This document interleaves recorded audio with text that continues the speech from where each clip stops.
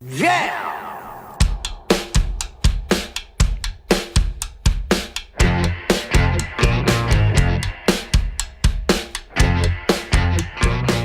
It's Josh Williams here, and welcome to the One Man Podcast, episode number 31 for Wednesday, December 13th, 2017. How are you guys doing? It's starting to look like Christmas outside. It's here in Ottawa, it snowed all day long, and I have not left the house once because I don't want to clean the car off. So I'm hoping that the snow stops, the wind picks up, and it just blows all that off the car onto somebody else's property. That's what I hope for. That's all I want for Christmas, is to not have to clean my car off once. And it's not going to happen. And that's why I don't believe in Santa Claus. Not that those things are related. How are you guys doing? How's your week been? You know, what's going on with you?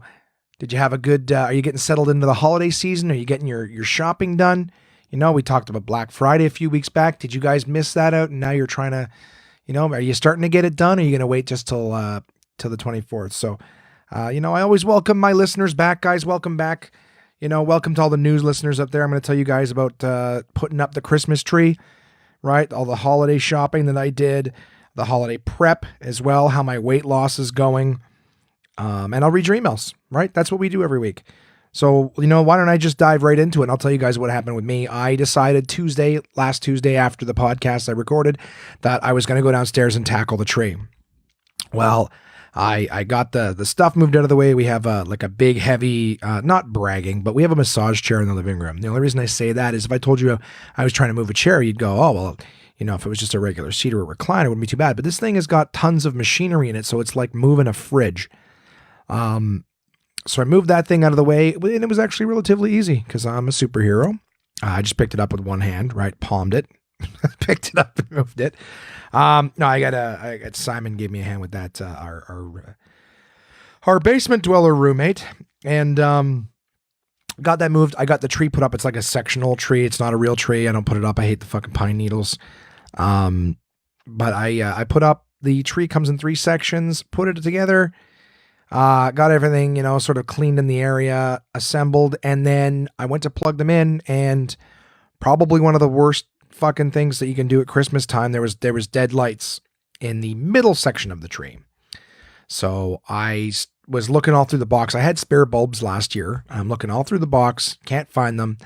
I remember the year before there was, I went on a hunt for a dead bulb or two, and I found a couple that were actually smashed, and that's why they were dead. So I replaced those, got the tree working. It only took maybe, I think, 30 minutes last year.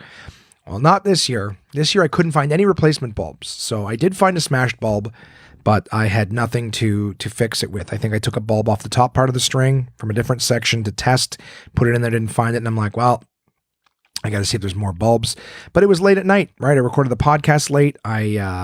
I didn't want to get too into all of that stuff. So, I think my mom had come over too. So she was going to help me decorate the tree. Just some nice family time together. And that didn't end up happening. So I was just like, all right, Mom, well, I'm going to take you home. There's nothing to do with the tree tonight, right? So, which is a bit of a pain in the ass. I don't know if you guys have the same sort of neuroses, anxiety stuff as me, but it's kind of like when I start something, if I don't get it finished, it looms on me, and it's not a real thing. It's not a big threat, but it just looms and looms and looms and looms and looms until I get it done. So, yeah, isn't that weird? Yeah, that's how my brain works. So I was kind of like, I kind of don't like starting tasks and not finishing them. I don't know if it's part of that too. If you're going to do something, do it with excellence. Why delay shit? I'm lazy, but I'm only lazy to the extent that I don't want to start shit and not being able to finish it. So having things on my list unfinished is nuts. Anyways, you get the fucking idea. I'm repeating myself. So I was a little bummed out, you know what? And I'm like, maybe I won't put the fucking tree up this year, right? We already talked about that. I was already on the fence, but I started the job and I'm like, by gum, I'm going to finish it. So anyways, I took my mom home and cashed in for the night. I think it was 11 o'clock at night or something like that. And I'm like, all right, well, this isn't going to happen tonight. There's nothing open, right? I'm the kind of guy I will get in the car and I will go to the store and buy new fucking bulbs and keep this party going. But since everything was closed, I'm like, all right, it's going to have to be a tomorrow kind of thing. And so Wednesday, worked my lovely job at the source, and I took my lunch break and I actually flew to Canadian Tire and bought myself some replacement bulbs. And I'm like, this is going to be great, right? No problem. I got everything I need to fix the problem. So I leave work after the source. I don't think there's anything overly eventful at the source this week. Just more of me, shopping in different stores, window shopping, looking around my own store for some really good deals and stuff like that. See if I can cross some people off my list. And at the end of the day, I flew home to replace my bulbs because I did have a show at Absolute Comedy that evening at 7:30. So I rushed home through the rush hour, traffic, got home and started my task of fixing bulbs. So I stuck a miner's, I got this strap with a light on the front of it. It's like a headlamp. And I strapped this thing on and I'm going through all the branches looking for them, like literally following with my fingers the cord from each one, looking for broken bulbs and seeing ones that look like they got a little bit of char on them. And I'm replacing it with new bulbs. And then go on to the next one. And I think once I was done the thing, I didn't find any more smashed bulbs. I'm like, oh shit. Well, I wonder what's going on. So I turned the power on the lights and they all flick for a second and then go off. So all the new ones that I put on, probably 4 or 5 different spaces, flicked for half a second and then blew. So they clearly blew. They weren't strong enough Christmas bulbs or whatever. But anyways, regardless, that didn't end up fucking working. And I'm still going through it all going, okay, but at least the signal is complete. Because I was throwing some of these burnt ones in the bottom string and the top string, and it was keeping the other lights on. So I'm like, at least these will solve this place. For anyone who doesn't know this, maybe some of you guys just don't even know what the fuck I'm talking about. A string of bulbs for Christmas lights don't work exactly the same as, a light bulb in your house. When one light goes out, not all the lights in the house go up. You can just change that bulb. You're back in business, easy peasy. The ones that are working, stay working. Well, not fucking Christmas lights. Christmas lights have an incredibly archaic design where if one of them blows in the string, they all stay out until you find that one. That needle in a fucking haystack. So that's why I had to replace all these bulbs and spend all this time digging through branches and stuff like that, trying to go one by one. Anyways, I mean, I know it sounds really fun, but it really wasn't. It was really fucking annoying. So after going through the string one time and starting in second, I noticed how late it was, and then I had to get ready for the show at Absolute Comedy. And it was just a small group. There was Sunday Night Sex with Sue was this old show that used to be on in Ottawa a long time ago. And she had a group that said, it's a group of people for like fun or whatever. They're like, we're a fun group. And then when I spoke to them, it was just myself, Kamar, and Colin O'Brien doing these little, 10-minute spots for this group. And I got to tell you, one of the most unfun groups I've ever performed for. They were so weird. They're like, we get together and try to have fun. And I'm like, what do you guys do? And they're like, oh, I'm an accountant. I'm a fucking, I can't even think of any of the other boring ones. I work for the government. I sell, fuses for, I'm like, I go, and this is a fun night for you guys? Like, you just decided to get together and compete for who's got the worst fucking life? Like, I got them laughing, we were having a good time and we were chatting, but there was a couple people in the crowd just like, I watched them the whole show. I was at the end of the show and I watched them and there's some people, I swear to you, did not smile once the entire time, like frowning in the crowd. And I go, just what a dead bunch. Can you imagine that? I want to join a fun club with a bunch of other seniors. They just looked so unhappy. But, that was a take the money and run gig. I basically showed up there like 10 minutes before showtime, waited, watched the show, did my spot, and then I was like out. I don't think I've ever gotten out of a show faster than that. Like, no word of a lie. I was like off stage. I said thanks to Jay on the way by, got in the car and drove to Canadian Tire. Cause at this point, I think it was like 8 or 8:30. And, I needed to get some Christmas bulbs because I'd come to the decision that after, getting halfway through the lights again and finding absolutely no broken bulbs or anything like that, I was just like, fuck it. I'm going to buy a new string of lights and I'm going to restring this fucking tree. And that's what I did. I went to Canadian Tire, found something online. I was checking online while I was standing in the back of the room waiting for my time to go on stage. Found a nice set of 200 indoor Christmas lights for $14. And I'm like, groovy. Still more money than I wanted to spend. I wanted to spend $0. But I decided, okay, I'm going to do this, restring the tree, do it the proper way. Get this fucking road on the show, right? So I get to Canadian Tire and I can't find these fucking things. I even start asking associates, hey, do you guys have any of these here? Right? Be the good consumer, pull up the thing on my phone, give them the model number. They can search it nice and easy. You know, I didn't want to be that customer who's like, I'm looking for Christmas lights. You have them? And then they point out this one. No, not these ones. Oh, wait, what about these ones? No, not those ones. Right? You got the model number in front of you. I'm doing everything that you need to you need to have for me to get what I need. Right? Here's the product. You look it up, and then we get them. So their system was shown that they had like 100 of them in stock. I ended up going around the fucking store with this stock boy who like refused to go in the back and look for them. Like we're saying, they have 300 and some boxes of Christmas lights, and we're looking at the shelves that are like half bare. I'm telling you, if these Christmas lights were there, we would have found them. And so finally, like as the store's closing, he's like, oh, I can look and see if another store has them. I'm like, dude, look in the fucking back. I go, I'm not going to get to another store tonight. I go, you have no idea. This thing's already been on me 24 hours. I already wasted my lunch break going out to buy bulbs that didn't fucking work. You know, just look in the back. And finally, some other manager comes out and like basically tells him to get back to mopping or whatever. And he goes, what are you guys looking for? And I tell this other guy. The other guy walks right over and finds it. Right away. Right away finds them on. And they were on the floor, but they were in like an orange box. Online, they looked like they were in a green box. And he goes, yeah, they changed them, but they don't always change the picture online. Here they go. Here they are right here, blah, blah, blah. 2 seconds.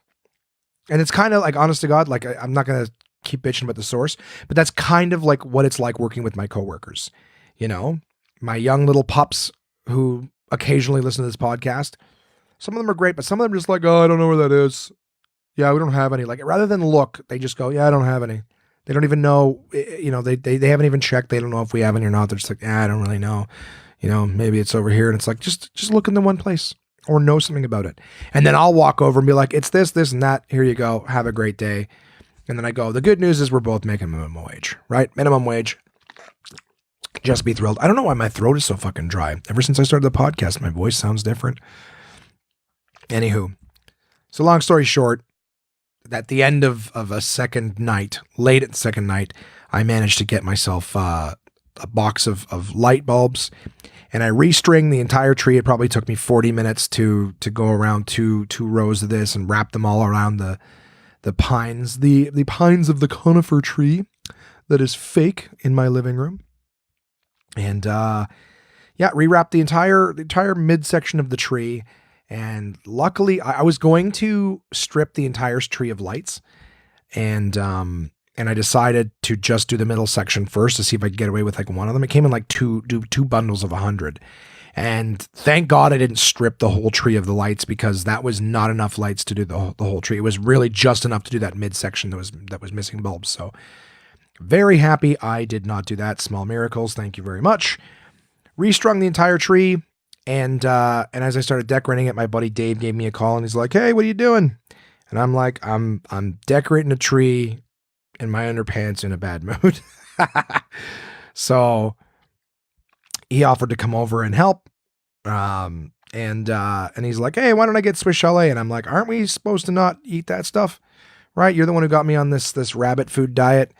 And pretty sure that Swiss Chalet at 11:30 at night is not okay. But Dave convinced me to have a cheat meal.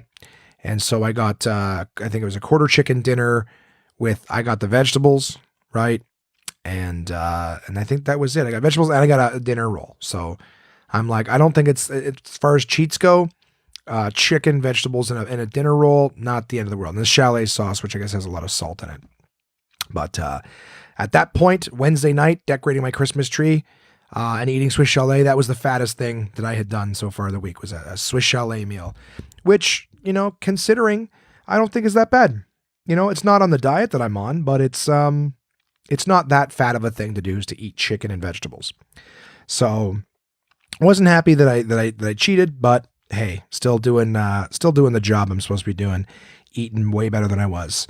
And then I think as the week went on, Thursday night, I was working at the Source, and just having, you know, talking about the diet and things like that. And I got in a conversation with somebody about a Fitbit and started, you know, just a customer who was interested, asking some questions. And I think I started talking about that, and they wanted to know what the Apple Watch was different. And after that conversation, I was like, you know what, maybe getting something like that would help me with my motivation, right? Because I know that Crystal had a Fitbit and she loved it. She said it encouraged her to get her steps in. You know, she would do competitions with other people. She could set her own goals, and it would just tell her to get up and get moving and things like that. So in my head, you know, and especially this time of year, right, all the shopping and all the holes in the heart to fill, I was like, you know what, maybe I should look into getting an Apple Watch now that they're, you know, they're cellular capable and things like that. Like maybe an Apple Watch would be something good to help with the calorie tracking and stuff like that. So, you know, I started thinking about it and I started to, you know, weigh the options and look at the prices. And a friend of mine who I worked with years ago. So not to get too all over the map with what I'm thinking, but I guess at this point I'm going, you know what? Maybe it's time for an Apple Watch now that I can actually wear one and not have to carry my phone around at the same time. So that was what kept me from buying the other ones previous, is that something that goes on my wrist, but you pretty much always have to have your phone with you. So I'm like, well, why would I pay $500 for something that just keeps me from taking my phone out of my pocket, you know? Because I'm never going to be somewhere with my phone or my watch and not my phone. Well, that is a thing of the past. With the Apple Watch Series 3, I can leave the house with just my watch on my wrist, and I can make calls and receive text messages and emails and all that fun stuff without having to have anything in my pockets. Not that that was a big thing holding me back, but I got to be honest, when I went to the gym, which was a rare occurrence, when I did go, I didn't like having my cell phone in my pocket with a cord going up to my headphones, you know, and stuff like that. Now that I got myself a nice little pair of Bluetooth headphones, I can actually pair them right to my watch, and I have access to everything I need. I can listen to my music, no cords, no heavy phones in my thin little track shorts. So just another little added bonus. You know, I was telling Kamar that, my roommate, and he goes, "Oh, that was what was stopping you from going to the gym?" And I said, "Well, no. I'm not saying that's why it was stopping me from going to the gym. I'm saying now it's going to be a little more enjoyable when I am at the gym. So I'm still going to go as often. I'm just going to enjoy it more when I do." So, anyways, Friday, I spoke to my friends at TELUS, someone who actually worked with before I started stand-up comedy, works at the TELUS at Tinsel-Lined.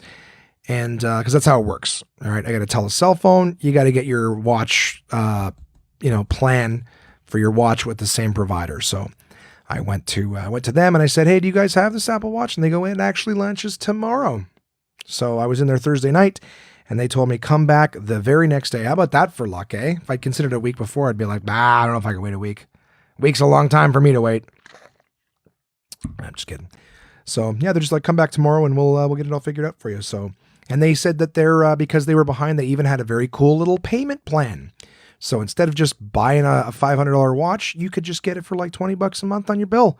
Well, that sounds nice, right? And that's what I did, guys. Friday morning, I went to work, opened the store, and when I had backup, I went down to the old TELUS store and I signed myself up for an Apple Watch. So that was a fun thing. Went through a bit of a headache with that, setting up the I guess eSIM, they call it, electronic SIM. There's no actual SIM card in it. It's just part of the frame is apparently the electronic SIM. So it's neato. It's neato. I'm still learning it. I haven't spent a lot of time, just playing around with it. I've had a lot going on this week, and I'm still going to tell you about it. But so Friday, I was having issues getting some shit to work, so I was back and forth between my store and the TELUS store. I finally got everything figured out. I actually ended up going to the TELUS store trying to figure out why we couldn't get my electronic SIM working, and it just turned out that I needed an update on the phone. So after like 2 hours in the store with 2 reps and like 3 different reps on the phone and an Apple rep on chat, it just turned out all we needed was a software update on my phone, which was all of us were like, ah. But of course, I had a show at the Velvet Room. I was hosting a show at the Velvet Room out in Canada, so I had to hit the road and boogie, because that's basically one end of the city to the other, a complete opposite end of town from where I was at Tinsel-Lined. So, I'm sorry if this is not very interesting, and it kind of isn't, actually. It was a lot of like me putting out fires and troubleshooting all week. First the tree, and then this damn watch, right? Would I even be happy if things worked? What would you guys listen to me complain about if everything was just peachy keen? You wouldn't. I'd go, "Hey guys, I had a great week. Got some stuff. Can't wait for Santa. We'll talk to you next time." Well, that's not the case, right? I go for a little holiday cheer. Fucking bulbs don't work on the tree, right? And then the new bulbs don't work. And then I got to go buy new bulbs, right? And then I buy an Apple Watch and things don't work. Why? Because I'm stupid. That's why. Because they're releasing it tomorrow, like Little Orphan Annie. "Can I have an Apple Watch?" They go, "No, tomorrow, you'll finance it tomorrow." anyways, so I rushed home, change, and then I'm like, you know what? The Apple Store is between me and this Velvet Room show. So I actually went to the Apple Store to buy a new wristband for my my newfound watch. And for anyone who doesn't know, you can interchange the bands on the Apple Watch. How you make it customizable? So same face, different bands. And I went there, and there was like I want to get this like black, they call it a Milanese loop, and it was $250. And I'm like, I don't know, should I talk myself out of this? I even had the sales rep girl talk me out of it. And then I ended up settling for a $200 leather band instead. And I kept it in the box. I got it, and I'm like, good. I need a little pick me up. Like I said, I'm down a little bit, and I'm sort of doing some retail therapy. Obviously, I know people have thought this long before I just addressed it. They're going, what the fuck's wrong with this guy? Yeah, it's doing a little retail therapy. That's what I was doing, okay? I bought this $200 leather band for my watch, and I left it in the car with the receipt so that when buyer's remorse set in, it would be nice and easy there. But, and then I boogied off to the Velvet Room show. I've done the Velvet Room show a few times now, guys, and I gotta say, 50% of the time, it's a fucking shit show. They had a big party in there for a retirement home. That's half of the crowd that we were performing for, and they did not have the room. And I was getting there like 10 minutes before showtime. I show up, and they're like cleaning the place up and turning it over. I'm like, what the fuck? This is going to start late. And so we get in. Kamar and Jason are there turning the room over. I'm getting ready to do the show. And by the time it started, you know, it was actually funny because the only time the show has ever started with no one going, hey, where's the host, before making the announcement. I actually just, they had the lights on, they were still seating people. I walk into the bathroom, I'm in there for maybe a minute to just have a pee and wash my hands. And I walk back out, hey, it's a hilarious host, guys. He's one of the best comics here in the city. Please welcome Josh Wims. I'm like, oh, well, isn't it good that I was walking out right now and not having a poo or something? You know, I've never had that where someone just didn't check me. I didn't know who the headliner was on the show. I didn't know which comic I was bringing up first. So I was like, hey, guys, you got a great show. It's one of the headliners from Absolute Comedy tonight. Give it up for them. They'll be here in an Uber soon. Blah-bitty blue. You know? So it was an interesting show. There was tons of people who were fucking drunk. And I mean, borderline hammered.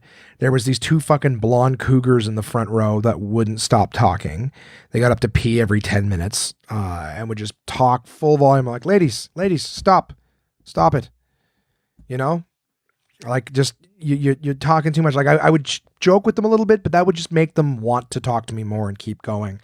And like I said, there's so many drunk people. We had a good time. It was a good show, but at one point, like they were like, "Why aren't you paying attention to us anymore? Pay attention!" And I just went into this big rant about how, like, leave me alone. You're smothering me. This relationship is not working. I got to be able to have the freedom to spread my wings and find myself, because I'll leave you if you don't give me that. I'll leave you and I'll never come back. Leave me the fuck alone. I was talking about how they're probably in a position where they're like, if we find one guy who'll fuck both of us, let's just do it. Let's just fuck. Who cares? So they were frustrating to say the least. But I had a chance to see my buddy Joey Elias. Joey closed that show. It was a lot of fun. It was a lot of good time. To be honest with you, a lot of good time. It was a lot of good time. It was fun. It was definitely work. That's the thing too. Is sometimes you do these shows and people are so like they're so happy to see a show and it's not work. You know, you tell your jokes, you chat with them. They're having a good time. You're having a good time. It's outstanding. Sometimes it's work. They're not listening. They're drunk. The show starts late. They're 3 more drinks than you expected to be in them by that time, and you work. You work hard to win them over. It's like babysitting. Basically, I feel like it's like an adult field trip where you're responsible for all of them, trying to keep everybody together. And sometimes they wander off, you know, and you go, what the fuck is going on? They were here just a second ago. What the fuck is going on? So did that. And then I left, I drove Joey back to the club for the late show, Joey Elias. And then Jay and I decided it was, we were going to go have a drink. Jay, of course, the owner of Absolute Comedy. We decided to go have some drink, maybe play some trivia. Went to one of my old stomping grounds where I used to go and sit with a pen and a pad writing jokes for my very first comedy set was Whispers Pub. And they got like one of those time machines or whatever. Time machine. Yeah, you get one of them time machines there. You know what I'm talking about? The ones you go back in time. Time play. It's not really time play either. That's like the movie theaters. I don't know what the fuck it's called. Quick time or something like that. I got an email from them. I'm not going to be able to. Buzz Time. That's what it's called. Yeah. And I didn't even have to look it up, looking for it. Yeah. So it's fun. It's like trivia on the TVs. Sorry, I was reaching for my phone trying to put it back in the cradle. As soon as I pulled it out, I thought of the name. Buzz Time. Yeah. So, you play on TVs, right? You get this little electronic pad in your hand and you answer the questions on the screen and you win points, and you beat your friends. And so Jay and I ordered a pitcher of beer and we shared some wings. And of course, sharing the wings, that was the fattest thing that I had done at that point because wings are deep fried and nothing good's going on with that. But it was kind of fun to hang out with my friend and have some drinks. But that was the part that sort of turned things towards the not so good. So I, throughout the course of the week, I have been eating like nothing, like a big bag of romaine lettuce with some cucumbers and maybe a few tangerines and a couple berries, like not a lot of food. Friday, I had like nothing. I went to work. I didn't have breakfast. I skipped my lunch to go to Telus to resolve the watch stuff. After work, I was stuck at the Telus store. I ran home, did this show. And so the first thing that I was eating and drinking all day was a pint of Canadian and wings.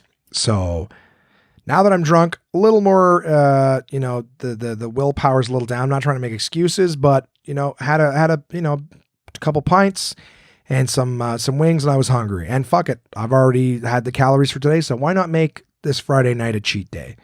The last cheat day was only 2 days prior. I think it was Wednesday. Yeah, so it was only two days prior. It's been 2 days since I've eaten food. I can eat food again. So when we left, Jay and I took separate vehicles. I decided I'm going to McDonald's, right? The drunk late night. It was like 2:00 in the morning, by the way, but not that it changes much. But like that drunk fucking, I'm gonna fucking have McDonald's. So I wasn't too drunk to drive, for the record. We were there for, like I said, I think we were there for like 3.5 hours and we had 2 beers. So, but I was definitely feeling it since I had nothing in my stomach. And I'm like, I'm going to have McDonald's. I'm going to bring up my McDonald's app on my phone and I'm going to see what coupons are there. And I am going to eat like a fat person again for this evening.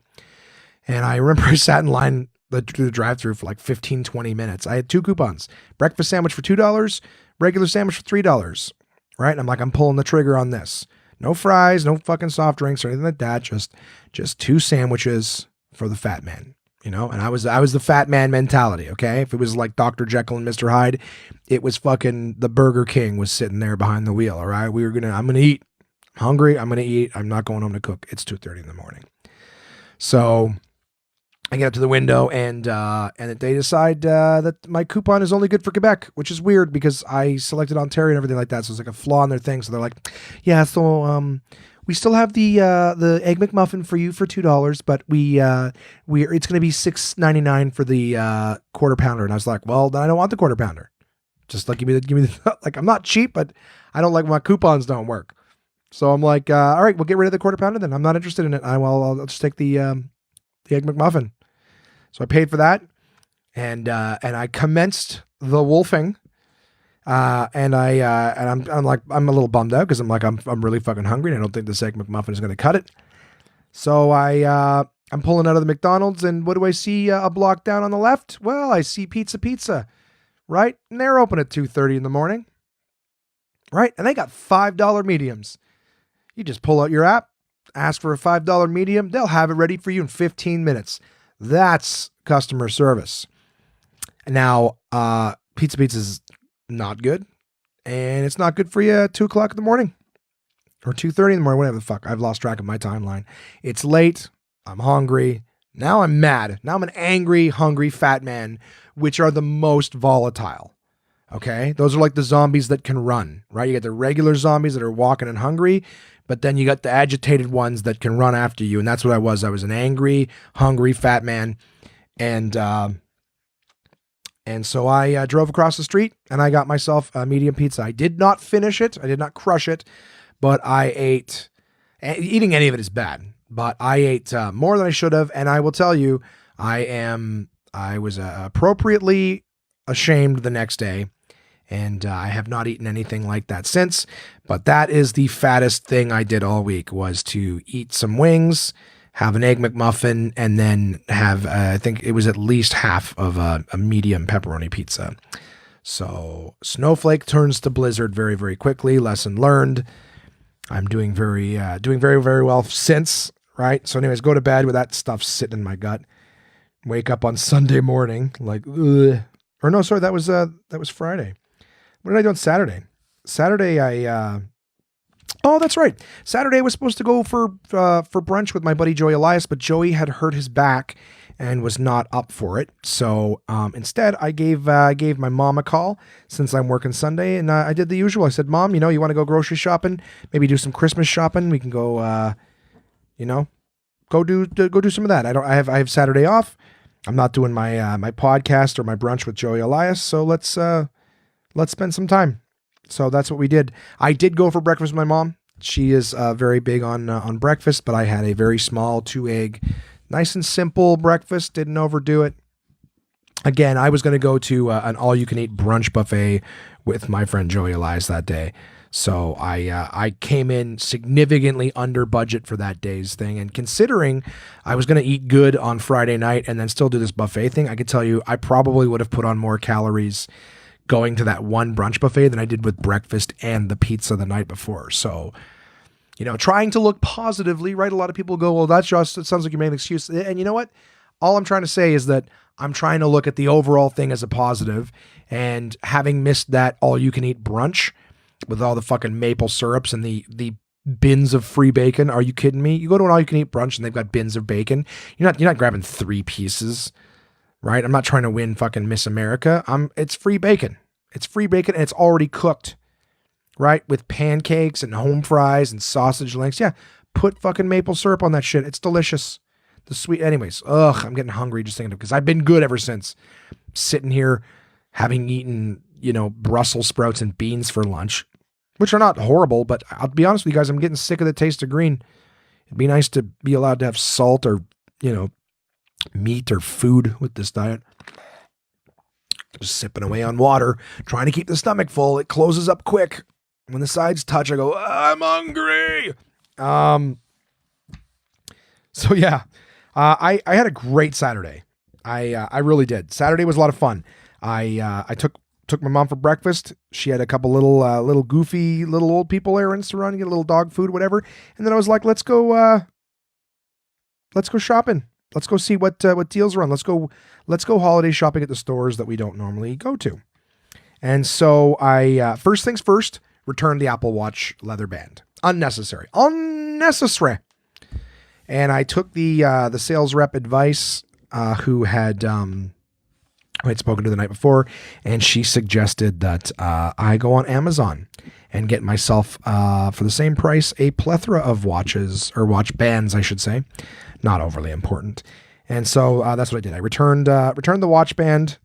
I got, it was crazy. I got to say, Bayshore Mall, again, for all of you guys listening all over the country, have no idea what I'm talking about. This mall was the same mall we were doing the PlayStation VR in, on Black Friday. This mall was a fucking zoo on Saturday. Had to go because it was one of 2 Apple stores in the city. But it was a fucking zoo to park at, to get around in. The lineup at Starbucks was ridiculously long, which kind of helped with the temptation, right? I'm like, I'm not really supposed to be drinking coffee. But seeing the giant lineup, I'm like, I'm definitely not going to be drinking coffee. No latte, no nothing. So I got the watch band returned, and my mom's screen protector wasn't looking the greatest, and they replaced that for free too. I had bought it there originally, so I thought that was really cool of them. They were really cool at the Apple Store, even though they were fucking slammed. They took really good care of us, so thank you for that. Where else did we go? I went to Bed Bath and Beyond. That was great. I don't know about you guys. I love shopping. I don't even necessarily need to buy. I just like seeing all the stuff that I don't normally get to see. There's a lot of cool things in those kinds of stores. Bed Bath is a super fucking cool store. I did pick up quite a few things there. Got the perfect gift for Jason. Very, very excited to give that to him on Christmas. I got a few gifts for the kiddos and some other people. Trying to think. We went to Costco, and my mom hurt her hip, a few weeks back. So her sciatica is really bad. So it's hard for her to walk. So she was a champ soldiering through that super busy mall. And, she was a champ. We got to Costco. She got one of those old people, fucking Walmart mobiles, the ones you sit in with the basket in the front. So she was buzzing around all over Costco. The first thing we did was, when she had to return a Smithsonian book. And I just happened to be standing next to a guy who was returning something that was quite difficult to get. Didn't even know Costco sold them.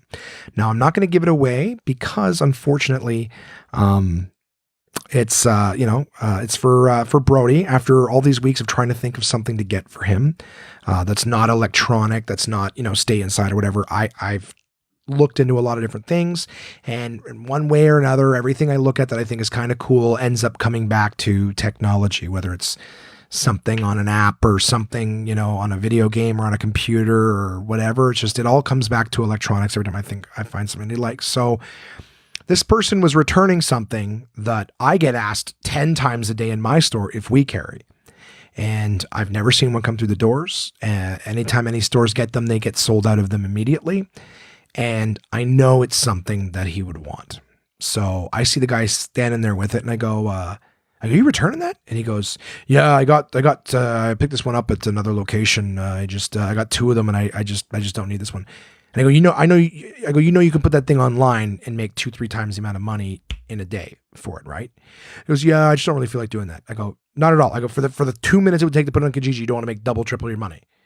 And he goes, nah, not really. And I look at the girl behind the counter and go, can I buy that? As soon as he returns that, can I buy that from you? And she goes, I don't think you can because we don't sell it here. And I'm like tenacious. I'm like to the manager, I'm like, is there anybody that knows if I can buy it? I'm like, then don't return that. I go, can I buy it from him directly? I go, dude, do you care what the money? He goes, I don't give a shit. I just want my money back. I go, 1 sec. And then one of the reps is like, no, we can sell it to you. We'll sell it to you here. And I'm like, okay, great. And I like that better too, because it means if there's an issue with it, I can return it versus finding some random dude down. But it was like, there was like 5 other people standing there like, oh, can we get it? And they're like, nah, he asked first. Like, I was all over. It's like piranhas. Like I said, I have not seen any of these since they came out.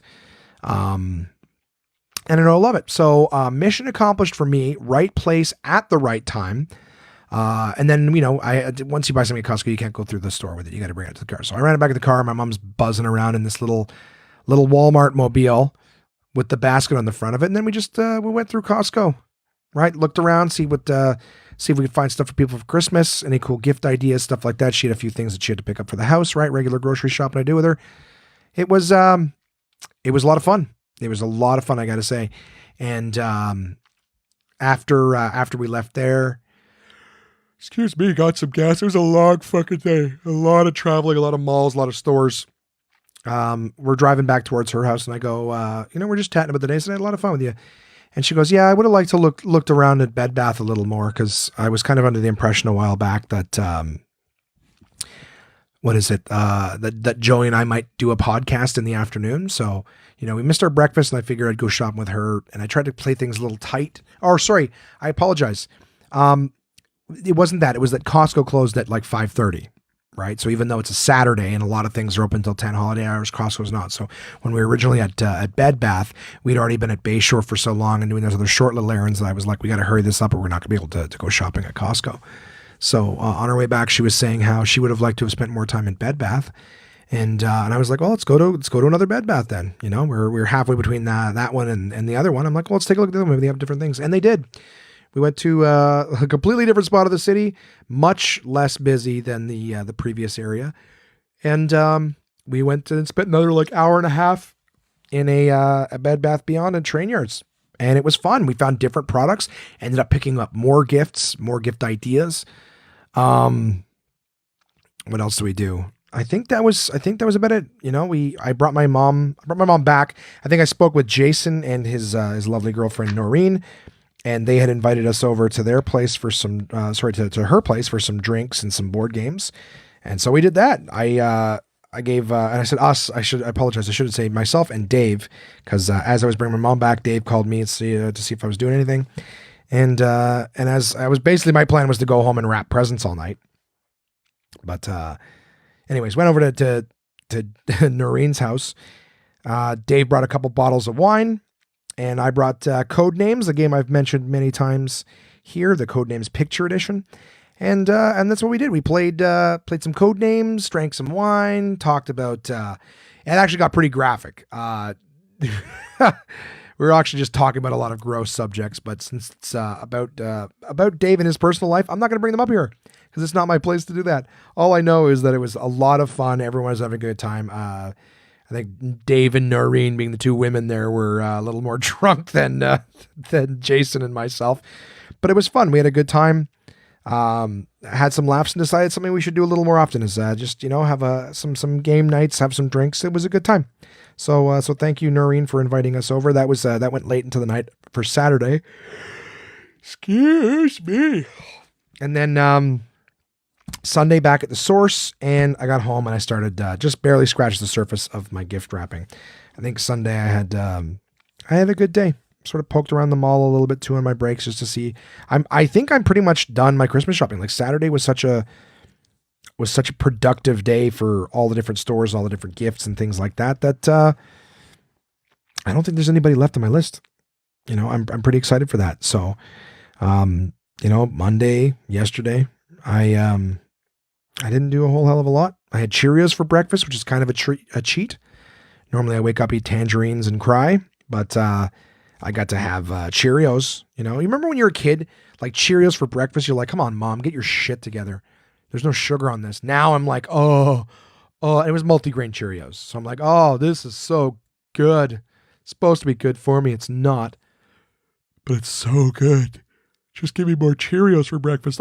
If I can just have Cheerios for breakfast, I'll be good. I'll eat the fucking lettuce. I'll eat the peas, the beans. Just let me have Cheerios for breakfast. I got myself a haircut, and then I spent a good portion of the day daydreaming and gift wrapping. I got a lot of little micro gifts and stuff. I like the gift wrapping. You guys saw my post on Instagram, or maybe you didn't, but I had a good time. I think I was up till late. Like I've also been poking around, doing food prep. Like this food prep that I'm doing takes time. I chop up, there's not a whole lot of space in the kitchen, so I fucking chop up all this lettuce and beans and cook the food and all that shit. Excuse me, tried to prep my meals for a few days. I had a rice cooker on last night, making like wild rice and quinoa with more vegetables that I had for dinner and finished off today for lunch. Just takes time. Boring. And then the gift wrapping. My gift wrapping is at another level of neuroses where I'm trying to match. I got like these gift tags. So I'm trying to match the paper with the ribbon and the bows and the gift tag. You know what I mean? Like they have to have the same color elements. And my roommates make fun of me, and probably rightly so. I take it to a very homosexual match the carpet and drapes level. But I like doing creative stuff. And I don't care if my gift wrapping is described as faggy by those in my vicinity. I enjoy doing it. It's I think it's people are like, why are you doing such a good job? They're just going to rip it off. I'm like, well, because it looks nice under the tree. Right? It's like saying, why do you put decorations in the tree? You're just going to take them off again. You're like, yeah, but while it's up, while it's there, it looks nice. And that's what's fun about it for me. I have a good time decorating the bottom of the tree effectively. So yeah, that's what I did. And then I woke up this morning, right? Thinking all I have to do today is the podcast, read a little bit of stuff, get the article ready, from Uncle John's Bathroom Reader, my partners at portablepress.com. Read some more of my, DK book that I'll be presenting to you guys a little bit later on. And I wake up this morning. I think I went to grab something off of the calendar to look up something for a future date and saw that like a fucking idiot, I missed my ultrasound appointment today, which was awful. I was so embarrassed, and I called them right away, and I get like their central booking line for all the clinics in the city. And it's like, please know that any missed appointments will have a $75, rebooking fee or whatever it is. And I'm like, oh fuck, like I don't want to spend $75. And I'm like calling right away. I apologize. I'm so sorry. I don't know what happens. I'm so embarrassed. And I was really embarrassed because I don't normally miss appointments. I'll get set everything up so I get a notification the day before, but this was my fault. I did not set up that notification. And so I missed it. I didn't get told yesterday about it, and I didn't get woken up by my alarm this morning to go and get my thing. So really embarrassed. All day I'm like, fuck, did I just cost myself $75? That's a whole shift at the source. So I'm like, this is fucking terrible. Oh, I'm such a fucking idiot. Like, I was so stressed out. And I'm thinking, like, I wonder if I can, like, beg them to not charge me, maybe a Christmas miracle or something like that. I'm really sorry. I won't do it again. I promise. I'm thinking, like, I even have this mentality that I'm like, is it like a parking ticket? Like, if I'm like, listen, if I just pay you right now, can we cut that in half?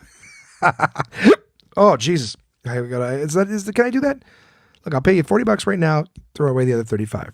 All right, give me a deal. So, and of course, because it snowed all day today, it just looks like I woke up, went, nah, I'm not driving in this, and then didn't go. But luckily, when they finally called me back, like late afternoon, they were like, no, don't worry. A lot of people missed it. We're just going to move the appointment. We're not going to charge you, for cancellation or anything. So I was like, oh, thank you. They were super, super nice to me. And I appreciate that. I am fucking embarrassed that I did not, I didn't make that. I don't like wasting other people's time. But they were good to me. So I wish, I wouldn't have really had much to report to you today. I would have only been able to tell you guys whether or not those ultrasound people did that. This is interesting. Like that kind of shit when they were looking at me. They don't give me the results. So wouldn't have had them for you regardless, but it's going to be a little while longer. It's back late now. The 21st of the month is when I'll be getting it done. So I won't even be talking about it on next week's podcast. Pushed it back too far. Fucked around too much, guys. And I'm sorry. Sorry for all the fucking yawning. It's coming out of nowhere. You know what I think it is? Not eating anything. No coffee, no food. Just, I'm just sitting around eating green beans like an idiot. I'm losing weight though. I'm down 15 pounds. The scale is now clearly 299. I've cracked the 300 barrier. And I'm down at 299. Pre-poop. Okay? And I was telling a friend this the other day because they were like saying, hey, how are things doing with the diet? Whatever. I was just saying, like, all I do is eat green. And it's funny. I shared this with them and they were like, too much information. And I'm like, well, guess what? Too much information is where I live now. So buckle up, everybody. I have been eating so many greens and leafy lettuces, whatever, that my poop looks like, I don't know. Have you ever tried to be like, oh, I want to put my dog on a raw diet, and you buy these pucks and they're like these like beige brown sort of pucks that have like chunks of carrots and peas and then like these just like leafy greens, look like there's spinach in them, because that's all it is. Well, that's what my caca looks like now. It looks like organic natural dog food. And I'll be honest with you, I think what I'm eating doesn't even taste as good as organic natural dog food. So disappointment all around. Anyways, I'm down below 300, so I'm happy about that. It's not been that long. Very, very excited to share more results with you guys. Got the watch. Watch is doing great too, because it tells me like once an hour to get up and move around off my ass. Get up, move around, stand up, and do something. And you know what? I fucking listen to it. I listen to it. It doesn't zap me or anything like that if I don't. But I find when it's like, get up, move around, I'll do that. And, I'm seeing like I'm hitting these goals. It gives like this little like fireworks display when you complete the task for the day on the watch, which is kind of cool to look at. I don't know. It just makes you feel good about doing what you're supposed to do. Like it's funny because before I'd be like, yeah, fuck you. You're not the boss of me. Stand up and walk around. But I'll do it. I'll get up and I'll do a little trudge around and then come back down. And it's like, all right, perfect. So hitting those goals, guys, the watch is making a difference. I wanted to say too that there's some things too. Like this week, I've got, like I said, my little talking points here. I'm looking to see. I watched Stranger Things 2, the second season. I'm still not finished. I think I have like 20 minutes left of the last episode, but I do that like when I'm cooking something or whatever. I'll put it on in the background and just sort of move it along. But that's what I'm like really all I've been working on is like the weight loss, the Christmas shopping. Inundated with Christmas music in the retail thing, and people keep saying, there's studies done that say it's psychologically damaging. I'm like, yeah, it's probably just because you're listening to Christmas music, but not on your terms. You're being forced into it. Because I'm like, I like wrapping gifts and listening to Christmas music and stuff like that. It's all part of the same tapestry, right? The holiday tapestry. But I think it's that when you're forced to listen to it in retail 8 hours a day, 5 days a week or more, it gets fucking draining on you. Stop with the yawning. I'm trying to get some things done up for the holidays. I'm excited to read something a little later on. I wanted to share something kind of nice. If anybody knows anybody who's who's needy in the Ottawa area, there is a restaurant called the Carlton Tavern that has been on Christmas Day feeding the needy every single year for I think it's 17 years now, minimum. It's likely more than that, but I know that I was on their Facebook page earlier today, and they've been feeding the needy for that long. So anybody can come in and have a hot meal Christmas Day from 11 a.m. to 3 p.m. at the Carlton Tavern on Christmas Day. So if you know any needy people, they're in Centertown, just off of Parkdale on Armstrong.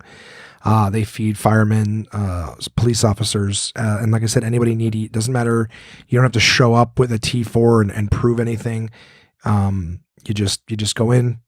Everyone's a friend. Hot meals. In fact, one of the owners, Sam, when I was like, I think 10 years old, he gave me one of my first jobs, washing dishes in the other restaurant that they owned that was right next door, called Carlton Restaurant, or the Ugly Club as it was known by the locals.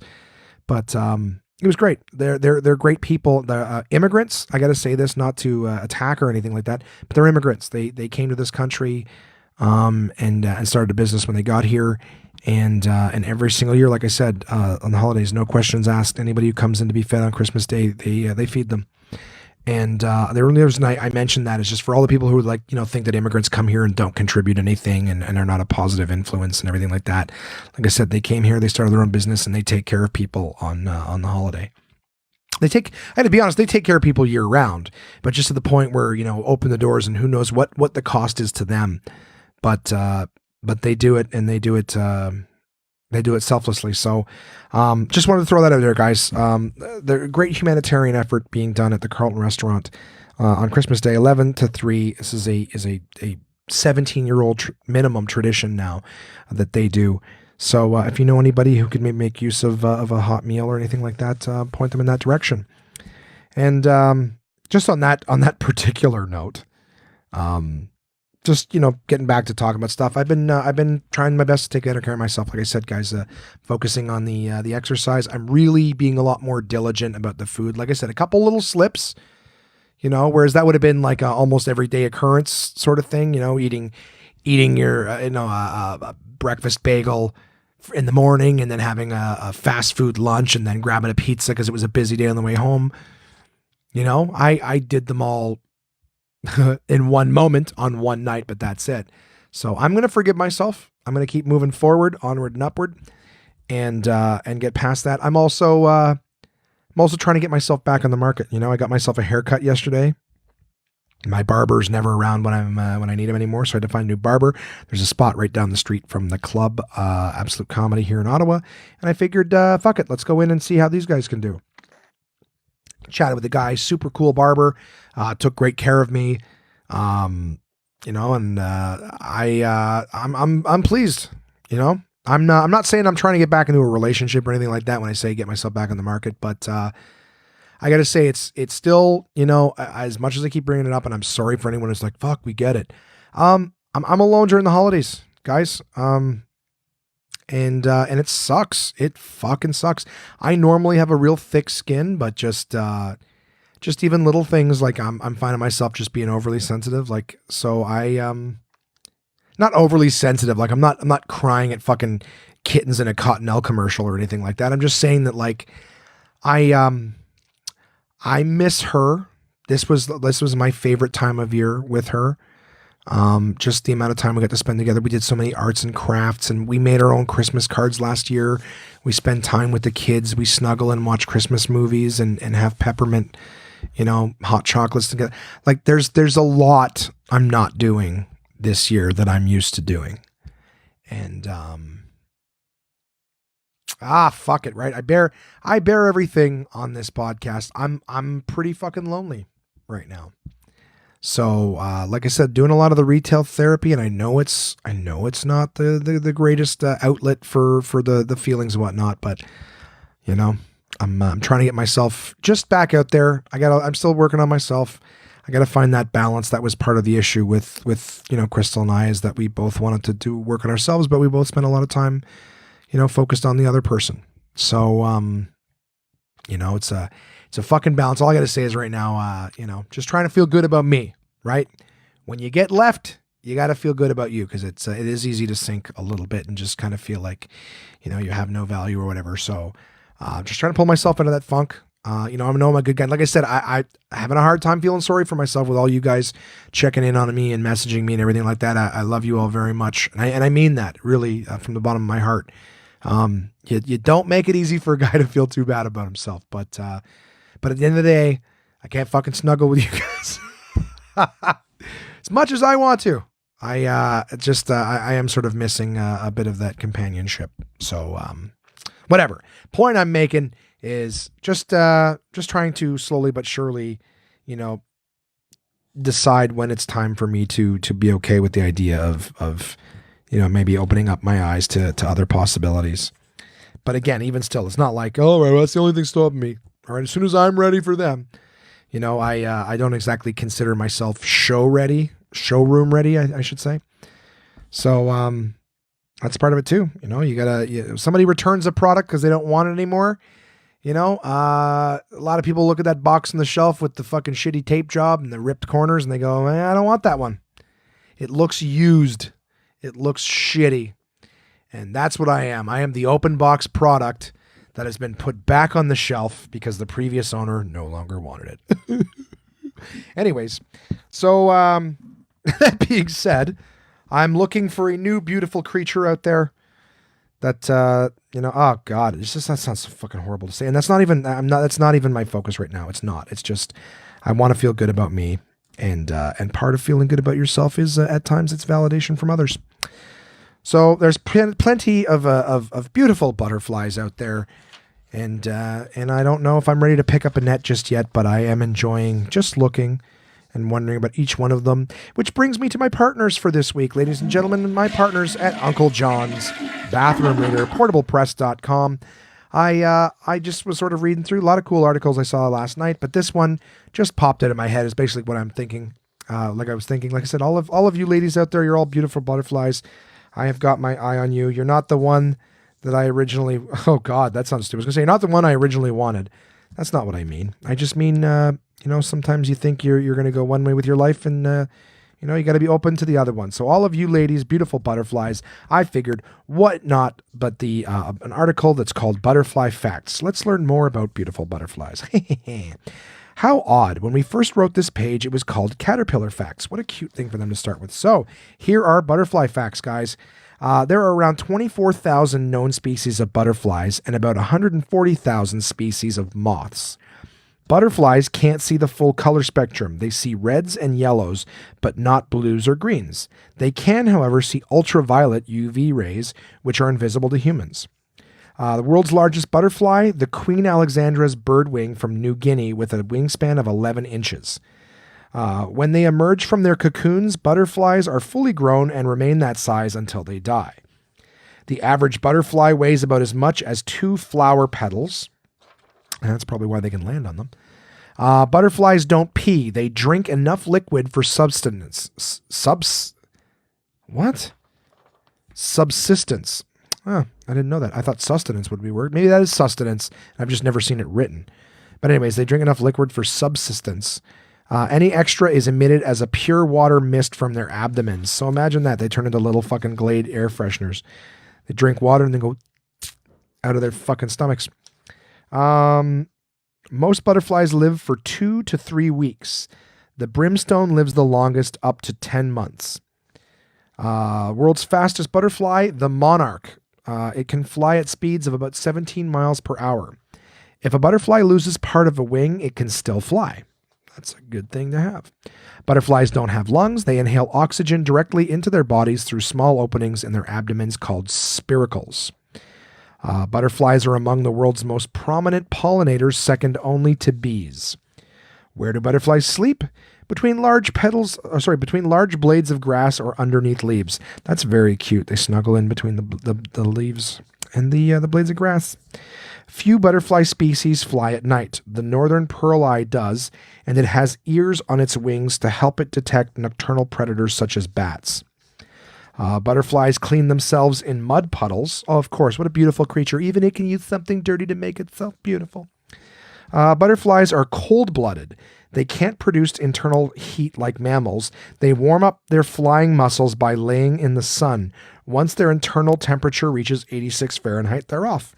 So that must be why they just sit there, right? And they sort of like flutter their wings once or twice, right? And they just sit there, fan their wings out, and then go and then fuck off afterwards. They're warming their muscles. I thought it was just because they're like, hi, aren't I pretty? Anyways. And then finally, the running feed at the bottom of the page. The caterpillar does all the work, but the butterfly gets all the publicity. George Carlin. The hilarious George Carlin. A great quote of his. One more time, right? Just because it's great. The caterpillar does all the work, but the butterfly gets all the publicity. And that, ladies and gentlemen, was Butterfly Facts from my partners at Portable Press, Uncle John's Bathroom Reader. And that's from the edition called Uncle John's Endlessly Engrossing Bathroom Reader. So, as always, guys, they have tons of great fucking books out. Their stuff is available all over the web. It's available in bookstores. Like I said, their 30th anniversary that came out this year is available at Costco. I have seen it at numerous locations. So if you want to save a couple bucks on it, go fucking get it before it's not there anymore. I can't say enough great things, right, guys? I mean, like, look at all the different shit that we get out of it. Nice little one-page read. Now you know a bunch of shit you didn't know before. That's what I love about these fucking things. And next, of course, I have my partners at Absolute Comedy, which, unless I haven't mentioned, well, I probably haven't mentioned, I usually try to do it a week in advance. I will be performing at Absolute Comedy on, I think, from the 27th of December all the way till January 31st, New Year's Eve. I am there, part of the act on the show, part of the acts on the show. Guys, I'm performing New Year's fucking Eve. That's how much fun we're going to have. It'll be Absolute Comedy with Sam Damaris and Jason Blanchard, two amazing headliners, and yours truly hosting the show, keeping the ha-has and the energy high. Or of course, if you're looking for anything else to do, right, other than New Year's Eve, the whole week I'm there hosting. So come see a show, guys. We're going to have a great fucking time. It's a great way to find a little bit of entertainment outside of the house after spending several days inside with the family. Get out, have some laughs, have some fun with me. So as always, and of course, Absolute Comedy is a great idea for a little stocking stuffer. You can get your gift certificates at absolutecomedy.ca for any of our locations, Kingston, Toronto, or Absolute Comedy flagship location in Ottawa. It's a great thing. Okay, guys? So just think about that this holiday season. Absolute Comedy is the best live stand-up comedy from across North America, with locations in Kingston, Toronto, and Ottawa, Ontario. These comedians have been featured on Just for Laughs, Netflix, Comedy Central, CBC's The Debaters, Jimmy Kimmel Live, Conan, The Comedy Network, and much, much more. Go to absolutecomedy.ca to see this week's lineup.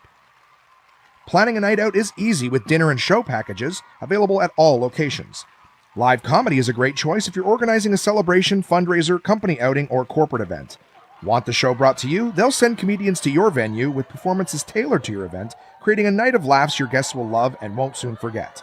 So for showtimes, ticket prices, gift certificates, special shows, and more, head to absolutecomedy.ca. Again, that's absolutecomedy.ca for the best live stand-up comedy from across North America. Oh, yeah.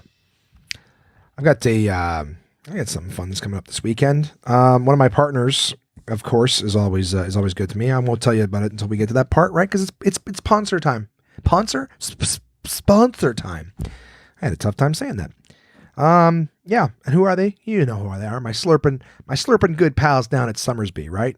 Their new flavor, semi-dry, which has been very popular, by the way. I was talking to Petter, the Summersby rep today, and he said not only have they exceeded their expectation again, every time they launch a fucking flavor, these guys, they always do better than they even anticipated, right? Red rhubarb was selling so much, it was fucking sold out in stores right away. Semi-dry is selling very, very quickly.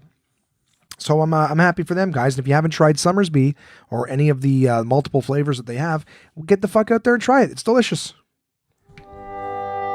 The sun gives life to the orchard. The orchard gives life to the apple. The apple gives life to Summersby. Summersby is a delicious sweet taste of sunshine, imported across the ocean all the way from Denmark. The people in Denmark are smarter, and so are you, if you drink Summersby. With flavors like apple, blackberry, pear, elderflower lime, red rhubarb, and a taste as regal as this fake accent, there's something for everyone to enjoy.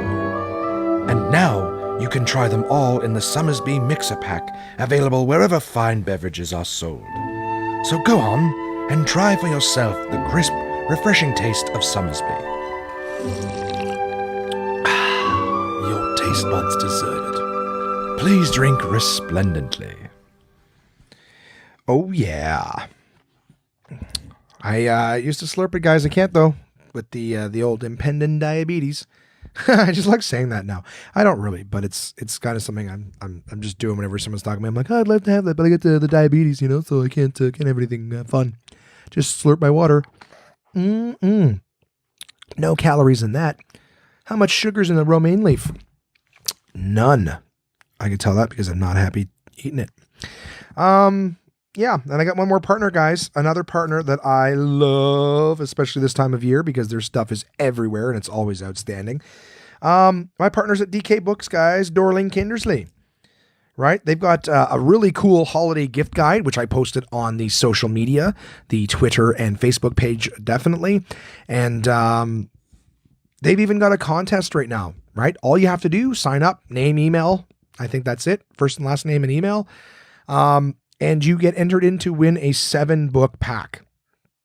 7 of their titles that they have right now that are popular this holidays. They will send you all 7 if they draw your name. So definitely cool to check out. But like I said, even their gift guide of the things they've got going on. They got a great mix, different kind of content. So again, I read certain things here, but that's just the ones that are to my taste. Take a look at their gift guide because there might be something perfect for someone that you care about, that you love. And DK stuff is always amazing, always visually stunning. This week I sat down and I read the book that I'm plugging this week is the WWE Absolutely Everything That You Need to Know. So I haven't told you guys, I don't know if I've told you guys this before, but stand-up comedians seem to be really into 2 things: comic books and wrestling. And I've enjoyed like the comic book cartoons, right? Comic book character cartoons and some of the movies, but I was never huge into comic books. And at the same time, when I was in high school, I sort of dabbled watching some of the wrestling. It was mostly WCW, not WWE. But I sort of dabbled in both. So I dabbled in comic book stuff. I dabbled in wrestling. But once I started stand up, I was amazed at how many comedians are just fucking raw for wrestling and comic books. And so this one is mainly directed to any wrestling fans that you guys might have in your lives. This book, WWE Absolutely Everything You Need to Know, is awesome. It spans like the classic wrestlers, you know what I mean? Like talking everything from Andre the Giant, Hulk Hogan, Macho Man Randy Savage. And it's got, and it's got like a full 2-page spread on each of these guys with all sorts of different things. Like Andre the Giant, they have like a height chart for him with the next 2 taller guys. I think the next guy was the Giant that they have now, Big Show, I should say. And then the next tallest dude in the WWE after him is the Undertaker. Which was pretty cool. I think Andre the Giant was 7'4" was how big he was, and the Big Show was 7 feet tall. But that's fucking amazing. Like, I don't know, I can't go into every single little teeny stat, but just on Andre the Giant's page alone, it also said that there was a Nobel Prize winning author, I believe he's an author, who used to drive Andre the Giant when he was a kid to school in the back of his truck because Andre the Giant did not fit on the fucking bus. Just from random fucking information. Sorry for swearing. There was so much cool, and that was just the Andre the Giant page, right? And you get stats like this: how many times he showed up in tag teams, when his career started, when it ended. Like you get this nice big spread bio page, and you get that for several of the wrestlers. And this is just the beginning part of the book. Right? They've got the classic wrestlers and their stats and info and championships and records and all sorts of fun stuff like that. And then you get all the new guys, the guys who are current now, stats and information on them. You get information on all of the big events that they had going forward, like, you know what I mean? Like the WrestleManias and the Money in the Bank. There's sections on some of the big groups and teams that they had. Like I remember DX when they came out. DX was like the biggest thing they had going on, and they had the friggin' what was it called? The Authority that ended up growing, and the Corporation and things like that. Like all these great big wrestling, groups and teams and story arcs and things that they had. They have Hall of Fame information in there. They have what goes on behind the scenes and other projects that the WWE has worked on, titles and information on that, famous tag teams and championships. Like it is very immersive. If you know somebody who's into wrestling, this book is, like they say, absolutely everything that you need to know about wrestling. The imagery is fantastic. And as I say, every single time I plug DK, they do a phenomenal job of introducing imagery and photography with the information. So it never gets boring. Again, we can all sit and read books. I'm not shitting on books. But for my personal perspective, I love Uncle John's Bathroom Readers. Why? Because I get information 1 to 3 pages at a time, and then it's complete, right? I can close it up and move on to the next thing. I feel happy. Well, it's the same with DK stuff, except they've got beautiful, beautiful imagery and tablets and charts and just information bubbles all over the page, masked with all these great pieces of information. They've even got like managers and stuff like that, like different managers, different people who've been part of the industry and things like that. Guys, super cool book. Like I said, I haven't been that big of a wrestling fan in years, but just going through it and seeing how they've merged the two together. They talk about the WCW and how it blended back into the WWE when that got bought out. Like there's a ton of cool information in here. And it's hard for me to do these reviews sometimes because I have the inclination. I want to tell you a ton of stuff about it, but I don't want to take away all of the mystery. All I can tell you guys is that if you have someone in your life that is a fan of wrestling, I've already said this, definitely a good gift idea for them. So check it out. On Facebook and Twitter, I always include a link of where you can go to buy it. You can click on the link that I said. I think this one directs you to Amazon because it is currently the cheapest price. Yeah, I do that for you too. I shop the market. I go, where, if I wanted to buy this right fucking now, where can I go and get it the absolute cheapest price? Well, I shopped that shit and I stuck it on Facebook and Twitter for you. So click that link, and in that link on Amazon, you could actually read, I think there's got like 10 different pages that it shows you of all the different imagery and stuff like that. It's super cool. A fucking book. Okay. So check that out, guys. My partners at DK, again, they are awesome. They retweet everything I post. And like I said, I've got, they're even directing traffic to this podcast. So I'm really hoping their wonderful audience, who are nice people who are maybe just looking for some regular stuff, don't get pointed to this foul mouth podcast of mine where I just run my mouth. But anyone who's listening, guys, I really do think their stuff is outstanding. So that's it for the sponsors this week, guys. Like I said, sign up for DK's newsletter and you could win that 7-book package, right? But if wrestling's not your thing, check out their gift guide, guys. A lot of cool shit. Thank you to all my partners, and I'm hoping everything is going great for them going into this holiday season. This week coming up for me, I was thinking about maybe going to see a movie after I'm done recording the podcast, but it's about 8:30 now, and I don't know if I'm going to get to, get myself geared up and out to a movie because I got to work tomorrow morning. I don't want to be exhausted, and there's nothing I super want to see. At the same time, too, I don't have anyone to go with. So I'm all by myself, just looking for a reason to get out of the house. I you know what? I can tell you guys this. I considered seeing a couple movies. So there's a movie called Lady Bird, which looks really cool. It kind of, I don't know, for some reason it reminds me of Juno. It's not about a pregnant teenager, but it just seems like someone who's going through some shit, trying to figure some shit out. It's got Laurie Metcalf in it, who played Aunt Jackie in Roseanne. It's an old reference. She plays, here's one for the kiddos. She plays Sheldon's mom on Big Bang Theory. How about that shit? But it looks good. It looks like a good fucking movie. So if you haven't heard of Lady Bird, it looks like an old Victorian, I don't know, the poster that I saw made it look like some old Victorian movie, but it was getting like 99% on Rotten Tomatoes. So I had a peek at that. Looks good. I also saw a trailer for a movie called Wonder about a young fella, young little, is disfigured derogatory? I'm not trying to make it, but young sort of disfigured boy. It's all about bullying and people finding themselves and finding the good within themselves. A feel-good fucking movie, and Lord knows I could use some of that shit, god damn it. And then the other one was Coco. It's a Disney Pixar movie. And I got to tell you, it's getting, good Rotten Tomato scores, as is Wonder and the other one that I referenced. But I got to tell you, I remember a time when a Pixar movie could not disappoint.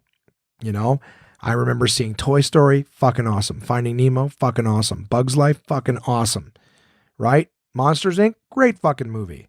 And then Cars came out and I'm like, oh, not too bad. And I think Up was the first Pixar movie I saw where I was like, what the fuck was that? Did not enjoy it. And then Cars 2 I didn't even bother seeing. I think there's been a few other ones too that have come out that I'm just like, you know what? I don't think I give a shit. Finding Dory made no sense to me because I remember. Now, I was falling asleep, so maybe I missed something, but at the very beginning of that movie, Dory just swims off from her parents and later finds out that they were inside a giant seaquarium and she's in the ocean. How the fuck did she just swim away from her parents in a seaquarium and end up in the ocean? Never explained it, but we're supposed to just believe that shit. So, anyways, I don't give a fuck. I'm just saying Pixar used to make good movies, and this Coco movie's out. It's about a little... Jesus Christ, I hope I'm right. Mexican kid. They're going to be like, he's Guatemalan, you piece of shit. Well, I'm sorry, they're speaking Spanish, and I could have sworn I read the word Mexico in the title. But anyways, a little Spanish kid who wants to learn why he's not allowed to play guitar, so he goes to a city of the dead, and adventure ensues. So it sounds like Mexican Footloose, so I'm not overly, it's got a good score. I'm looking for another Pixar movie that's going to win me back. Even Toy Story 3, once that downward spiral from Pixar started, it was kind of like, I don't think I've seen anything good from you guys again. Cars 3, I think Planes was a movie. I could be wrong. I don't know. But anyways, the whole idea is I haven't given a fuck about a Pixar movie in a long time. Wall-E was okay, but I fell asleep in the theater to that movie. In the motherfucking theater. Anyways. So, you know what? I've spent so much time talking about these movies, I don't think I'm going to get out to see one. There's one that I was going to see with Kamar, but I had to do the podcast and he wanted to go see an early movie. But it's called like 3 Billboards, something, Wisconsin or Massachusetts or something like that. But it looks good. A dark comedy with Frances McDormand, I believe. Is that her name? McDonald? Anyways. Yeah, so I probably won't go see a movie tonight, but who knows? Stranger things have happened. I got to go tomorrow morning. I work tomorrow evening. So tomorrow I got to go to get my Uber security updated. Make sure I haven't been up to any trouble, any criminal record I've acquired that they don't aware of. I haven't driven an Uber in a while, but, it's a nice thing to have in my pocket. And I'm grandfathered into an old pay system. So I got to make sure I don't fucking lapse so that I can still get that money.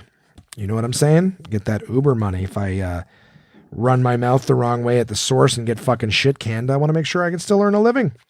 So that's one of the things I'm going to do this week. I got a great tradition where all of my friends, this is coming up this Saturday, but all of my friends, Jimmy, Mika, their wives, Johnny, his wife, good friend Ryan with his wife Leanne, it's all family. I don't expect any of you people to know this stuff, but the ones who are listening, I'm just trying to make sure you all know I'm not leaving you out. We all get together, we do a potluck, we do a Secret Santa gift exchange, and I'm looking forward to that. That's this Saturday, but I just found out today that there may be a gig that I have which will delay me in getting there. And I'm also working the source that day. So I think on Friday, I got to go to get some potatoes, sweet potatoes and regular potatoes, and make up some fucking holiday mashed potatoes. It's going to be my contribution. I'm doing mashed potatoes and what do you call it? Come on, brain. That fucking, that other stuff there. That other shit that's popular. Sweet potato. Regular garlic mashed potatoes and sweet potato mashed potatoes. So I'm going to do them on Friday night, have that shit ready so that I can leave work on Saturday. I'm actually going to go to Mika's house and drop it off so that basically Saturday I go to work, I go to this fucking gig, assuming it's happening, and then to see my friends, to have a late plate and do some games and some some gift exchange. I'm really looking forward to the scene. I got to tell you, like I said, I'm lonely and I need that vitamin love. My friends are good people, and I really I can't wait to see them. I really can't. It's one of my favorite things to do all year. So yeah. I'm looking forward to it. That's going to be my big thing this week. Sunday, I'm going to see my buddy Aaron from Good Life. I haven't seen him in a long time. Him and Good Life have graciously, some of you guys will be like, fuck you, Josh, but I've got, Good Life takes care of me. They give me a membership, and I don't use it. So I want to get back into that. Aaron, another great guy who's been inspiring me, trying to, just, hey man, take better care of yourself. Let's do some workouts and shit like that. So, yeah, he's a manager at one of the Good Life Fitnesses here, and him and I are going to do a workout together too. So I'm looking forward to that. It's going to be on Sunday, right? Who doesn't want to get up first thing on a Sunday morning and work out after you've been out drinking with your friends the night before, right? So that's going to be fun. I think I'm going to take my brother and his wife to get some stuff because they are hosting an event coming up too, which I will tell you guys in the coming weeks. Monday, I got a ticket to go see Star Wars The Last Jedi. I'm going to go see with my buddy Dave and Jay. Jason, of course, my roommate here, and then I'm gonna drop off some gifts. I'll tell you guys about that in a second. That's what my week is coming up. It's some odds and ends, some entertainment, lots of work at the source, trying to help people out get their Christmas stuff. But that's what it's is right now, guys. Retail, and I'm trying to do some good in the community. I know on Monday I'm going to be dropping off some gifts for some needy kids. And I got an email coming up that'll give a little bit more detail about that. But that's what time it is, guys. It's email time. And please know that once you read these emails, I really do read anything you guys send me. You send me an email, it's making its way onto this podcast. So, just take a second. It's the holidays. Talk to me. I'm lonely. I flat out said it. I go, I'm lonely, guys. I need someone to talk to. Send me your emails. For the love of God, connect with me. You guys know the email address, contact@onemanpodcast.com. contact@onemanpodcast.com. My first email comes from Dave. This is Dave's first time writing in. I got a lot of Daves. I got a lot of Vanessas. I got a lot of people with the same fucking names. And not that I'm complaining, but this is just a different Dave. This is not the Dave that you hear me talking about very often. This is a Dave I had the pleasure of meeting. He's new to stand-up comedy in Ottawa. But just popped in one night. We had a spare spot on an open mic Mondays. I threw him on. The guy did outstanding. You could definitely tell he's a funny guy. Dave writes in, "Hey there, Josh. I found your podcast late summer when I moved to Ottawa, and I return like many of your listeners because in your joys, concerns, wins, and struggles, I can hear some of my own. There is a universality to how we all navigate our courses daily. You just happen to share it in a weekly sitting, open and unguarded. Brave stuff." Well, it's very kind of you to say. It doesn't necessarily feel brave. It feels like I'm just sort of yelling shit out and forcing. Well, I'm not really forcing anybody to listen, but I appreciate it. Thank you for putting it eloquently, and I'm going to keep doing it. If you guys are connecting with it, if me putting myself out there and kind of owning every fucking up and down I do, if that makes you guys feel good or connected, then that's awesome. It really is. Your recent stint in retail at the source has brought back feelings of anxiety for me this holiday season. I worked 8 years at HMV in Toronto, 8 Christmases, 8 tours of duty. I love that. I should have kept a handful of dirt in a tin from each year like Tom Sizemore in Saving Private Ryan. Dude, when I read that in your email earlier, I was like, that's a fucking perfect way of looking at it too. I just see that the handful of dirt, boom, in the tins right on it is amazing. Maybe instead I could share my holiday wish for any listeners lining the malls until the big day. The staff you see in those ill-fitting shirts mostly just want to help you, really. Giving good service makes the time fly by and can even be fun. I've seen good vibes passing back and forth between customers and the floor staff that last a whole 8-hour shift. I've also seen them vanish in 8 seconds. Rude and selfish shopping behavior is a petty thing. Yes, you are sweating in your coat. The parking lot is a fight club and the Starbucks line is wrapped around the corner. Yeah, exactly. I fucking called it earlier. But taking it out on the next name tag you meet isn't going to help. It's just rotten. And I agree. Don't be a piece of fucking shit. We are there to help. I don't really get it too because I'll squash that shit quickly, but it's true. The people are stuck. And like you say here, retail staff have families they can't wait to see too. They are for sure behind on their own shopping, and worse, many are right back at it early Boxing Day morning to open the gates for you to do this all over again at 50% off. In my 8 years in the Tinsel-Lined trenches, oh, I fucking love that. That's for you. In the Tinsel-Lined trenches, I'm happy to say I remember way more of the sweet interactions I had working working the other side of the cash register than walking with the lumps of coal. This season, One Man Podcast listeners, take 30 seconds to show some love to the store staff who are sometimes just trying to make it to that unpaid 30-minute lunch break. Oh, fuck, I read that like shit. Let me do that again. This season, One Man Podcast listeners, take 30 seconds to show some love to the store staff who are sometimes just trying to make it to that unpaid 30-minute lunch break. It goes a long way. Happy shopping. Dave, thank you so much for that email. And you're absolutely right, guys. Remember, it is the holidays, and while we're out shopping and it might seem like a draw, just know, like you said, people are just trying to help. They're just trying to help, and they too would rather be anywhere else than fucking answering questions and saying, I'm sorry, but your fucking Google Homes have been sold out since the day they went on sale. That's what we're going through a lot right now. No, we don't have any SNES Classics. No, we don't have any Google Homes. No, I've never heard of what the fuck you're talking about. No, we don't sell VCRs. No, I don't speak French. But I do, je parle français, but I don't want to talk French. because I don't know what all the technical terms for things are in French. So while I can speak it, I can just say, I don't understand that. I don't understand that. Anywho, thank you so much, Dave, for your email. I really appreciate it, buddy. Happy holidays, and we'll talk to you again. Don't email in again. All right, do it again. Send it in. I like the thoughts. I like the things. Alexandra, my brother's wife, writes in, "Hi, Josh. Hope you are enjoying and surviving this super snowy day." Yes, I am.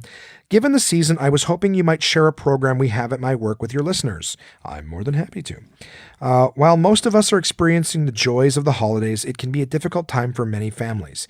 Yes, holiday shopping and winter storms can bring some anxiety around the holidays, but for most families, and certainly mine, we enjoy many presents and delicious meals together. However, many children and families are struggling to afford heat, rent, and even food, which doesn't have much left over for holiday gifts. I work at the Children Aid Foundation of Ottawa, and we help the children and youth who are supported by the Children's Aid Society of Ottawa. Each year, we run a holiday gift program where through many donations of gifts and money, we are able to provide presents and warm clothes to families that need it most in our communities, creating positive childhood memories. If any of your listeners are at all interested or know someone that might be, they can donate at helpottawakids.ca. So again, that's helpottawakids.ca. This is a cause that I have become really passionate about and has been added to my holiday shopping list this year. I appreciate your help in spreading the word. P.S. A quick and important note. While some children and youth we help are in foster care, 90% are living with their families. For this 90%, there are limited resources available, so your help and generosity can really go a long way. Thank you so much, Alexandra, for writing in, and I'll tell you why I'm glad you wrote in. I'll be honest, I got halfway through your email and was like, oh, I hope people see this the right way. Because everybody, that's kind of one of the downsides of this time of year, is it kind of feels like everybody's got their hand out asking for something. And while I know that might sound like a shitty, I'm not trying to say that's the case, but you guys fucking know what I mean. Every cash register, do you want to donate $1 for this? Do you want to donate $1 for that? The people in the malls shaking the things for Salvation Army. Like, you could take $100 and split it up and give everybody 10 cents. Like, it's so many people asking. All I know is that when I was young, my family was on assistance. It was just my mom, my brother, and I. We were on assistance, and my mom never went to the food bank or anything like that. I don't think she was proud. She just had this work ethic that was like, if I can't, I'm going to do the best I can with what I got. And she did what she had. She budgeted and resourced properly. She often went without so that my brother and I could have more, but we never made use of a lot of these sort of extra services and things like that. And I remember one year, my principal, we were the needy kids, I guess, at our school. The school we went to, my mom was pretty good at doing the best she could for us. We grew up in Ottawa, which is right on the border of Quebec, and almost everybody, all the good jobs require the ability to speak French too. So my mom, when we were young, she put us in a French immersion school. So right from kindergarten all the way up to grade 6. But I guess in the neighborhood that we lived in, that wasn't exactly something that, that wasn't the school that everyone went to. Everyone went somewhere else, regular English speaking public school. So my mom, in an attempt to give us a leg up, sent us to this French immersion school. But a lot of the kids, and I mean a lot of these kids that went to the school, were the upper middle class, 2 parents. My mom called them, oh no, that was a different acronym. She wasn't shitting on them, but basically dual income parents. And we never got the milk at lunch. We never got the after school programs and all that, because that all cost money that we didn't have. But I remember one year the principal of the school showed up at our house the day before Christmas or whatever, with a box full of gifts and things like that. I remember that I got, in that box, I got The Mouse and the Motorcycle book by Beverly Cleary. I don't know if anyone's ever read that. It was a Saturday morning series too, very funny, with Ralph the Mouse, Ralph S. Mouse, if I remember correctly. But yeah, there was all these gifts and stuff like that. And we were, it was great because we didn't have a lot for that year for Christmas. And it was definitely cool. At the time I didn't know what was going on. I was just like, oh my God, my principal showed up with presents. That's amazing. Years later, I know exactly what it was, but, I was fortunate then other people had donated things, and we had a better Christmas. So I decided this year, and I don't know if it's just a oversight or whatever, but, I decided this year I'm gonna get some gifts and I'm gonna give them to needy. The only problem is I didn't want to take the shit and just throw it in Toy Mountain. and just go, okay, well, here it's going to go to somebody. Boom. I wanted to give it to someone who, would be able to delegate it, know where it's going, and give it to someone who wanted it, and make sure that it actually goes to a needy kid, and not just like, there's so many corrupt fucking charities, where they'll take it and they'll sell it to like a Value Village, so they're not actually donating. Like, you give it to them for free and they take it and they sell it to somebody else who will sell it at at a reasonable price. But you're like, no, I'm trying to give it because I want it to go right to needy people. Like, for example, when you give your clothes for like the diabetes or whatever, the Diabetes Association or something like that, or the Heart Foundation, Heart and Stroke Institute, like they take what you give them and they sell it to like other places, at a discounted rate or whatever, so anyways, it doesn't just go directly to someone in need. Obviously the diabetes and the heart and stroke, they need to raise money. So selling your shit to a place to make money is clearly, it helps them out. But I just mean, like, I kind of wanted to be like, hey, from me to a needy person. So I've got, some friends and family that work in, thrift shops and stuff like that. I was going to see what happens. So, Alex, you writing into me today, I spoke with you earlier, so as I mentioned before, on Monday, I'm going to be dropping off some gifts for needy kids. I actually already this year was buying toys and things like that from my store and other places where I saw some things. I just didn't know where to bring them. So I was accumulating them, but I didn't quite know where I was going to go with them. So now that you've reached out, I know that I can bring them to you and you will find them a good home. Alex has also shared with me, guys, like a list. There's kids there who've made requests, who just, there's some toys that they want. And we're not talking, these kids are not asking for iPods or anything like that. They're asking for some very reasonable, children's stuff, things like, hockey sticks and like these little, I think they're called LOL dolls or whatever, but like these things are like under $10 and stuff like that. So all I would ask of my listeners, if any of you guys want to help, go to helpottawakids.ca or send me an email at contact@onemanpodcast.com. I give you my word. If you would rather have me be the go-between or anything like that, I can see that that any money or gifts or anything that you want to contribute goes to the right hands. And of course, all of you guys who are not in my city, it's not all about Ottawa. For all of you guys listening anywhere in North America, if you see a deal on somewhere where something's on cheap, a Lego set or something like that under $10, buy it and find a local charity that you can just drop it off for. It's a really good cause. Something I do want to mention, it just popped into my head now because I read something on this recently, is food banks. I brought it up too, is food banks do not need food. They need money. I read this very interesting article because I was like, what do you mean don't give them food, give them money? At least the food bank in Ontario, the different food banks in Ontario, they're a registered charity. So they actually get to buy food for a much cheaper rate than grocery store prices and stuff. They have deals with grocery stores and suppliers and manufacturers and things like that. They can actually buy stuff for a pittance fraction of what you pay in regular grocery stores. So at the same time too, they have like warehousing issues. Excuse me, sorry, I don't know, weird hiccups. It basically takes more time and effort to sort through all the cans of corn, right, that are dropped off, the cans of corn and the perishable, boxed stuff or whatever it is. The idea is that if you give rather than buying $5 or $10 worth of food and dropping it off in one of those food bank bins, if you write them a check or give them a payment of $10, believe it or not, they can actually do much, much more with it. So here's what I just ask of anyone who may be feeling a little warm feeling in their chest right now, maybe wants to do the right thing.